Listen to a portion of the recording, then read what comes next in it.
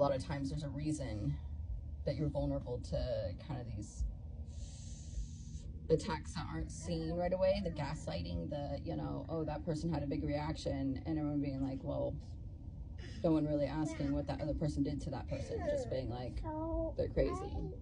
Did you just, no one's explaining the reason someone would lose their mind like that. It's just like, oh, there's no reason why she'd act like that. And I'm thinking about an injured animal, you know, attacking her cubs, or not attacking her cubs, attacking someone because they're injured and scared and hurt, not because they're trying to hurt someone. That kind of thing. We can blow it out, but it's already, it's we think we just go and blow out the fire, but the conditions are just right that when we go, it spreads.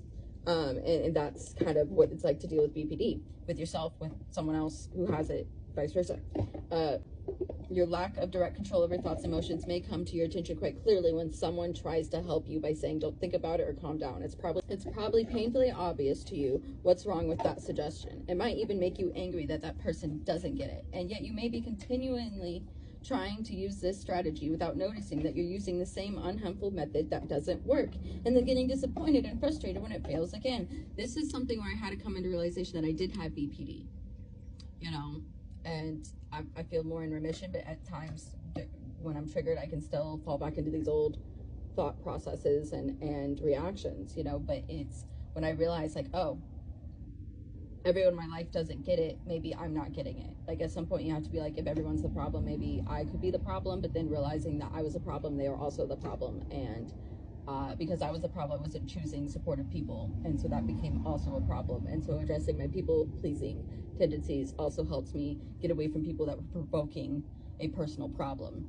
And then I noticed I'm not as triggered anymore when I basically stopped being around people that went out of their way to try to hurt me secretly, like gives backhanded compliments, like, I'm going to put you down, and then I'm gonna give you a compliment, and you're gonna go up feeling this way, but then I'm gonna take that compliment back by saying something that counteracts what I just said. So now I feel a little lower, but not real low, or I feel real low, and then you say compliment, so it brings me back to where I was before, and it's this causing me to it's causing a wave in my security with this person in a way that you don't realize it's hitting you emotionally until you wake up to these kind of sideways attacks, I guess. And people with BPD are very prone to being around people that take advantage of their vulnerability, because oftentimes people with BPD already have trauma.